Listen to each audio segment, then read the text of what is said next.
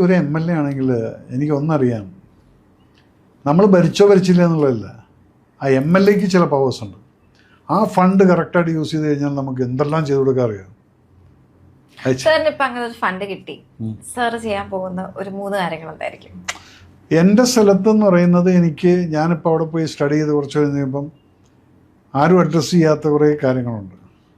ആ ഭാരതപ്പുഴ വറ്റി വരണ്ടി കിടക്കുന്ന കണ്ടപ്പം, എൻ്റെ പട്ടാമ്പിയിൽ എനിക്കൊരു വീടുണ്ട്, പുഴയുടെ വക്കനാണ്, അതിന് മുമ്പിൽ വെള്ളം കെട്ടി കിടക്കുന്നത്. എൻ്റെ ഒറ്റപ്പാലത്തില്ലാത്ത അതിൻ്റെ സൊല്യൂഷൻ ഓൾറെഡി ഞാൻ കണ്ടുവച്ചിട്ടുണ്ട്. എന്നെക്കൊണ്ട് ചെയ്യാവുന്നുള്ളത്, ഒരു വർഷത്തിനകത്ത് അവിടെ ഒറ്റപ്പാലം വെള്ളത്തിൽ ഒരു ക്ഷാമമില്ലാത്ത രീതിയിൽ ആ പുഴ നിൽക്കുന്നത്. അതുപോലെ റെയിൽവേയുടെ സംഭവം, റെയിൽവേ ഭരിക്കുന്നത് എൻ്റെ പാർട്ടിയാണ്, എനിക്കെന്തും ചെയ്യിപ്പിക്കാവുള്ളൂ. അങ്ങനെ സെൻട്രൽ കൂടെ കിട്ടുന്ന പല കാര്യങ്ങളും എനിക്ക് എൻ്റെ കോൺസ്റ്റിറ്റ്യുവൻസിൽ കൊണ്ടു കൊടുക്കാൻ പറ്റും. അവിടെ അതിനകത്ത്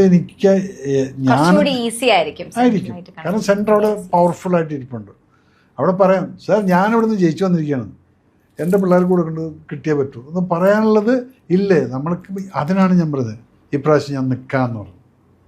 നിന്ന് കഴിഞ്ഞിട്ട് എത്ര കാലം ഉണ്ടോ ഉള്ള സമയം അതും കൂടെ സർവീസ് ചെയ്തിട്ട് പോകാമെന്ന് മാത്രം. കിട്ടിയില്ലെങ്കിൽ പക്ഷെ കിട്ടും. അവിടെ ജനങ്ങൾക്ക് വേണ്ടിയിട്ട് എനിക്കൊരു ചെയ്യാൻ വളരെയധികം സ്കോപ്പുള്ളൊരു സ്ഥലമാണ്.